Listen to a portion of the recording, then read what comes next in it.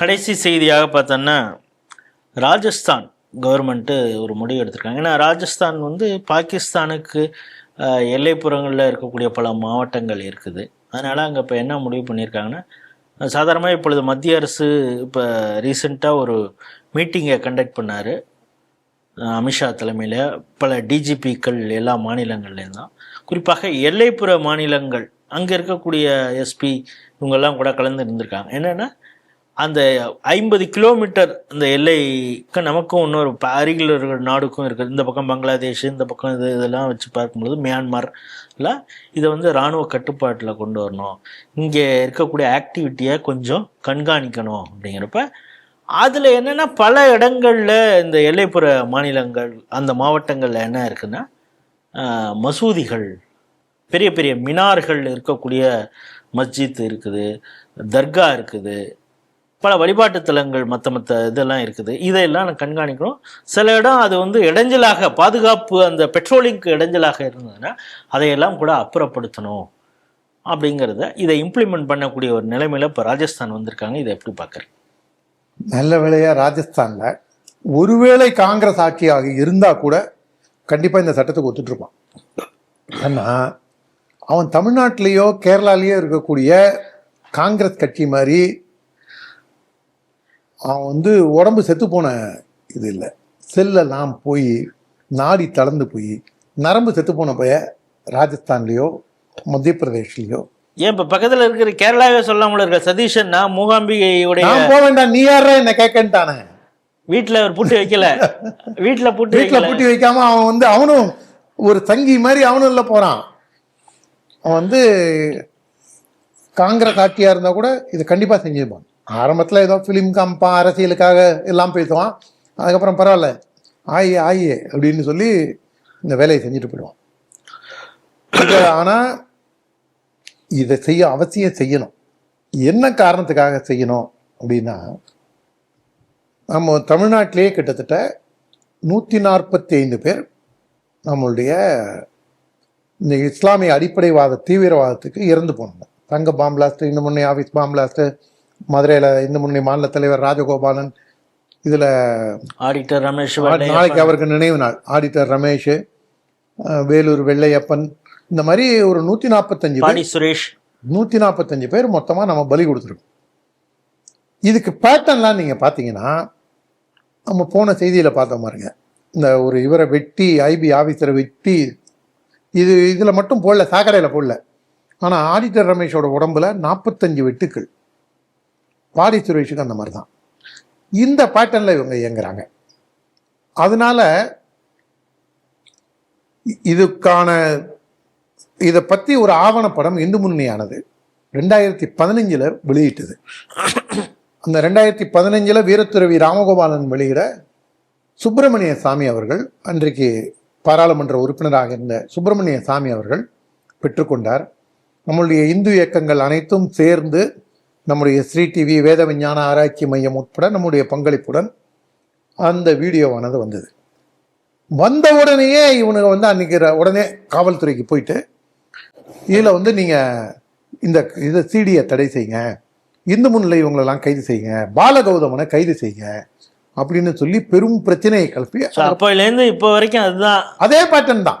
நீங்கள் பார்த்தா அதில் இந்து முன்னணி அந்த கொண்டு வந்த ஆவணப்படத்தில் அந்த சிடியில் என்ன ரெக்கமெண்டேஷன் கொடுத்தோமோ கிட்டத்தட்ட அதை தான் இன்னைக்கு மத்திய அரசானது இம்ப்ளிமெண்ட் பண்ணுறதை நம்ம பார்க்குறோம். ஒரு தொலைநோக்கு பார்வையோட நம்முடைய செயல்பாடுகள் இருக்க வேண்டும். அப்படி இருந்ததுனால தான் உடனே நினைக்கலாம், ஏன் எல்லைப்புறத்தில் மசூதி இருந்தால் உனக்கு என்ன பிரச்சனை, கோவில் மட்டும் இருக்கலாமா, சர்ச்சு இருக்கலாமா அப்படின்னு இவங்க குமுறி 1000 கேள்வி கேட்கலாம். நான் என்ன சொல்கிறேன், இப்போ அவங்கெல்லாம் என்ன பண்ணலாம், ரோஹிங்கியா முஸ்லீம் இருக்காங்கல்ல, நீங்கள் அவ்வளோ வீட்டுக்கு 5 பேர் வச்சுக்க, நீயே ரொம்ப நம்ம முதல்ல அதை இவர் வன்னியரசு வீட்டில், திருமாவளவன் வீட்டில், இவர் ஸ்டாலின் வீட்டில், உதயநிதி ஸ்டாலின், இந்த மாதிரி ஒரு 10 வெங்கடேசன் வீட்டில், ஆமாம், இந்த மாதிரி ஒரு 10 பேர் எடுத்துக்கணும் ஐயா. பைலட் ப்ராஜெக்ட் அந்த மாதிரி அவனுங்கெல்லாம் 18 to 25 வயசுக்குள்ளே தான் இருக்கணும் அந்த ரோஹிங்கியாக்கள். ஏன்னா அப்பதான் வந்து அவனுடைய வேலையை அந்த வீட்டுக்குள்ள காமிப்பான். ஆண் பெண் 2 பேரும் இருக்கிறது மாதிரி. அப்படி கொண்டு வந்தாதான் இவங்களுக்கு அந்த வீரியம் புரியும். ஏன்னா இவங்களுக்கு வந்து நம்ம ஊர்ல ஒரு பழமொழியே உண்டு, தனக்கு தனக்குன்னாதான் அதுவும் களை வெட்டும் அப்படிம்பாங்க.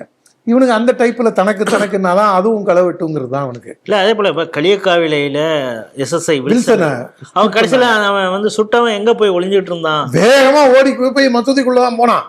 அங்க CCTV கேமரா இருந்ததுனால அவனை பிடிச்சி கொடுத்தீங்க. இல்லைன்னா நீங்க போலீஸ் மசூதிக்குள்ள போக முடியுமா? திண்டுக்கல் மாணிக்கம் செல்வராஜை கொன்னது யாரு? வளர்ப்பு மகன் தானே.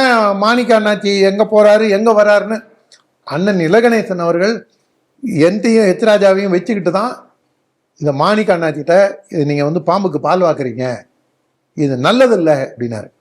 நல்ல வேளையாக பொன் மாணிக்கவேல் அப்ப திண்டுக்கல் எஸ்பியா இருந்ததுனால அந்த கொலகாரனுக்கு இரட்டை ஆயுள் வாங்கி கொடுத்தாரு. ஸ்கெட்ச் போட்டு கொடுத்ததே அவன் தான். அவன் என்ன பண்றான், மாணிக்கத்தையும் செல்வராஜையும் ராத்திரி வெட்டி கொண்டுறானுங்க. மதுரை, கோயம்புத்தூர், திண்டுக்கல் இங்க இருந்தெல்லாம் ஆளை அழிச்சிட்டு போய் தான் வெட்டுறான். அவன் தான் காட்டி கொடுக்குறான், அந்த வளர்ப்பு மகன் தான் காட்டி கொடுக்குறான். காட்டி கொடுத்து வெட்டி அடுத்த நாள் கார்த்தால அவனும் உட்காந்துட்டு அழுகுறான். இது யாரு என்ன ஏதுன்னு ஒவ்வொருத்தரையா ஒரு விசாரணையில வரும்போது இவனை பாயிண்ட் அவுட் பண்றாரு. இவன் யாரு அப்படிங்கும்போது இவன் ராத்திரி பகல் முழுக்க மாணிக்க அண்ணாச்சி வீட்டில் இருப்பான். மாணிக்க அண்ணாச்சியோட 4 மகளையும் கட்டி கொடுத்துட்டாரு. இவன் 4-5 வயசுலேருந்தே இவரோட ஃப்ரெண்டோட பையன் வீட்டுக்கு வந்து அம்மாவுக்கு வந்து உதவி செய்வான், காய்கறி வாங்கி கொடுப்பான். அண்ணாச்சியோட அப்பான்னு சொல்லி கடைக்கெல்லாம் போயிட்டு வருவான். இவன் வந்து ஒரு வளர்ப்பு மகன். அப்படிங்கும்போது இவருடைய கேள்விகள் மாறும்போது அப்படிலாம் இவன் அதெல்லாம் கிடையவே கிடையாதுன்னு அவனை ஸ்டேஷனுக்கு கூப்பிட்டு போனோடனே மாணிக்க அண்ணாச்சி சம்சாரம் வீட்டில் மாணிக்க அண்ணாச்சியோட உடம்பு இருக்கும்போது போலீஸ் ஸ்டேஷன்ல போய் என் மகனை நீ எப்படி நீ கைது செய்யலாம் அப்படின்னு சொல்லி மீசக்காரர்கிட்ட போய் சண்டை போட்டு அந்த பையனை வீட்டுக்கு அழிச்சிட்டு வருது. ஆனா மாணிக்க அண்ணாச்சி செல்வராஜ் அண்ணாச்சியோட உடல்கள் தகனம் செய்யப்பட்டதற்கு பின்பாக 2வது நாள் அவன்தான் கல்பிரிட்னு அடையாளம் காணப்பட்டு அவனுக்கு இரட்டை ஆயுள் தண்டனை வாங்கி கொடுத்தார் பொன் மாணிக்கவேல். இது ஏன் சொல்றோம் அப்படின்னா, எவ்வளோ நல்லவர்கள் இருக்காங்க. நம்ம தஞ்சாவூர் மாவட்டத்திலேயே கும்போணத்தை ஒட்டி இருக்கக்கூடிய ஒரு இஸ்லாமியர் பாரதிய ஜனதாவுக்கு வந்தாங்கிற ஒரு காரணத்தினால அங்க ஒரு குறிப்பிட்ட நபர் மட்டும் அந்த ஊர்ல அவங்கள ஹராஸ் பண்றான்.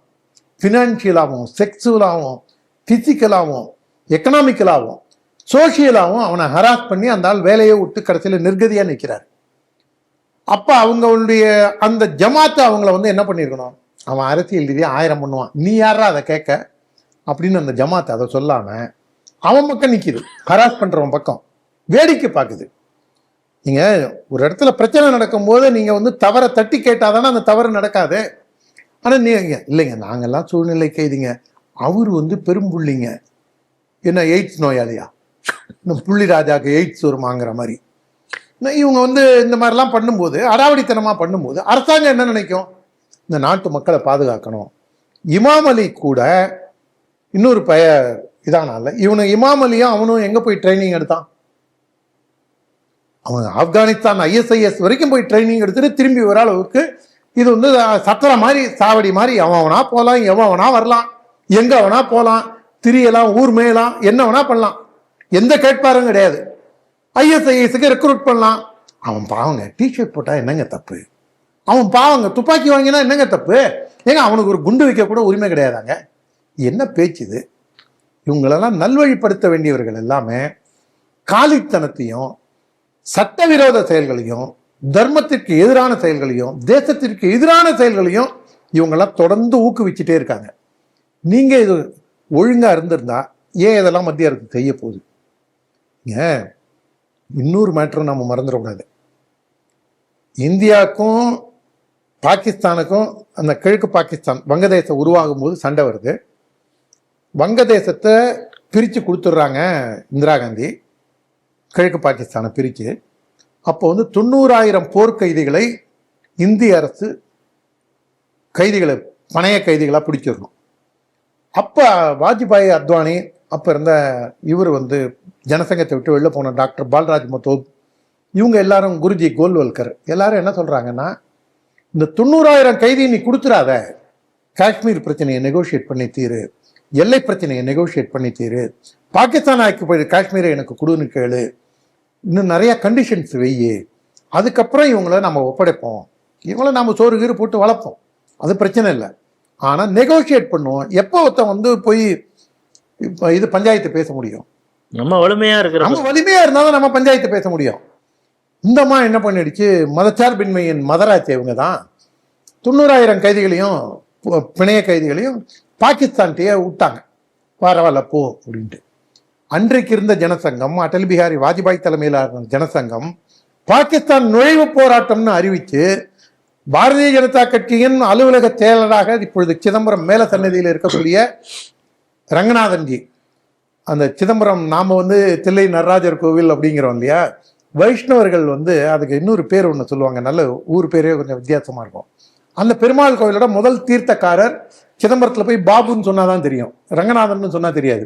ரங்கநாதன்ஜி உட்பட தமிழகத்தில் இருந்து 30-40 இளைஞர்கள் ராஜஸ்தான் வழியாக பாகிஸ்தானுக்குள்ள நுழைவோம் அப்படின்னு சொல்லி பாரதிய ஜனசங்கத்தோட போராட்டம்.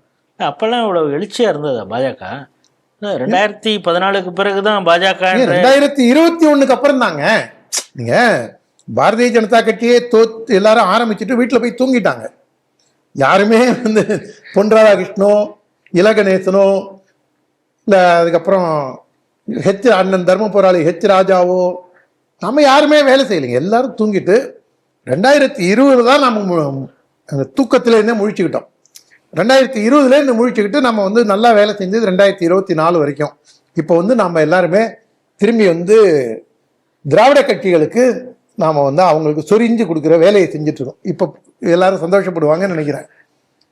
பாரதிய ஜனசங்கம் வந்து ராஜஸ்தான் நுழைவு போராட்டத்தை அறிவித்து அதுக்கப்புறம் அன்றைக்கு இருந்த ராஜஸ்தான் அரசால் கைது செய்யப்பட்டு அதுக்கப்புறம் அரசியல் கைதிங்கிறதால அடுத்த நாள் விடுவிக்கப்பட்டார். எதுக்காக சொல்ல வரேன்னா, பார்டருங்கிறது நம்மளுக்கு எவ்வளவு முக்கியமானது. இதில் வந்து இப்போ கூட நேபாளிலேருந்து நான் நேபாள் போனேன், எங்கள் அண்ணா அங்கே வேலை செய்யும்போது நியூ ஜல்பைகுரி போய் பை ரோடு போனோம், இங்கே பாஸ்போர்ட்டை பார்த்துட்டு விட்டாங்க. ஆனால் இப்போ இன்னொரு இது என்னென்னா, இப்போ வந்து ஜோக்பனின்னு ஒரு இடம் இருக்குது, அது வந்து இந்தியாவோட கடைசி போஸ்ட் ஆஃபீஸ், அது பீகாரில் இருக்குது. அந்த ஜோக்பனியில் வந்து நீங்கள் ரயில்வே ட்ராக்கை தாண்டி அந்த பக்கம் போயிட்டீங்கன்னா நேபாள், சைக்கிளில் வந்து வேலை பார்த்துட்டு ஜோக்பனியில் வந்து வேலை பார்த்துட்டு திரும்பியும் போகிறான். இது பிரச்சனை இல்லை. ஆனால் எங்கே பிரச்சனை வருது? வங்கதேசத்துக்கு காரணம், சீனா காரணம், பாகிஸ்தான் காரணம் இல்லை, இங்கே இருக்கிற இந்த பயலு இங்கே ஏதாவது சில்மிஷம் பண்ணிட்டு இதில் பெங்களூரில் ராமலிங்கம் அவரோட வீட்டை கொளுத்தினானுங்க இல்லையா, ஜனநாயக ரீதியாக போராடி அவருடைய வீட்டை கொளுத்தி போலீஸ் ஸ்டேஷனையும் கொளுத்தினாங்கன்னு நினைக்கிறேன். ஆமாம், தீபாவளி கொண்டாடி என்ன அதுக்கு கூட வாங்க உரிமை இல்லை இந்த நாட்டில், இந்த பாரத நாட்டில். அவனுக்கு ஒரு போலீஸ் ஸ்டேஷனை கொளுத்த உரிமை இல்லையா? காவலர் செல்வராஜை வெட்டி கொல்ல உரிமை இல்லையா? வீரத்துறவி ராமகோபாலன் மண்டையை புழக்க உரிமை இல்லையா? அப்படிங்கிற மாதிரி அவங்க வந்து ஜனநாயக ரீதியில போராடுறவங்க கூட என்ன பண்றான், அந்த பார்டர் வழியா. நாளைக்கு நீங்க வீடியோல கூட இப்ப நிறைய யூடியூப்லலாம் வந்திருக்கு. நான் வந்து போகும்போது நியூ ஜல்பைகுரி வழியா போயிட்டு வரும்போது அந்த ஜோக்பனி வழியா வரும்போது ட்ரெயினுக்கு நேரம் இருந்ததுனால இந்த 4-5 கிலோமீட்டரும் நடந்து வந்து சுவாரஸ்யமான விஷயங்களெல்லாம் பார்த்துக்கிட்டு, நமக்கு ஊர் ரொம்பவே பிடிக்காது இல்லையா, இருந்தாலும் அதெல்லாம் ஒரு அப்படியே பொடி நடையா ஒரு 3 மணி நேரம் வேடிக்கை பார்த்துட்டு வந்த போது தான் சுவாரஸ்யமா இருந்தது. நம்மளுக்கு நேபாளோட அந்த பிரச்சனை இல்லை, இது கூட நம்மளுக்கு அந்த பிரச்சனை இல்லை. இன்னொரு நாடு இருக்கு, பூட்டான். பூட்டான் வந்து நம்மளுடைய ராணுவத்தை நம்பி தான் இது பண்றாங்க. பூட்டானோட லாட்டரி, அது பேர்ல லாட்டரி நம்மளுக்கு பூட்டான்ல எங்க அண்ணன் போய் அங்க பிரிட்ஜ் வேலையெல்லாம் போய் செஞ்சான். பூட்டானோட பேலஸ்ல வேலை செஞ்சவர் மாமல்லத்தில் நம்ம சங்கி ஒருத்தர் சுயம் சேவக், அவர் பஞ்சுவோட அண்ணா அங்க இருந்தாரு. இந்த அளவுக்கு வந்து நம்மளுக்கு பூட்டானோட நம்மளுக்கு பிரச்சனை இல்லை, நேபாளத்தோட பிரச்சனை இல்லை. இலங்கையோட கூட ராஜீவ்காந்தி கொலைக்கு முன்னாடி நம்மளுக்கு எந்த பெரிய பிரச்சனையும் கிடையாது.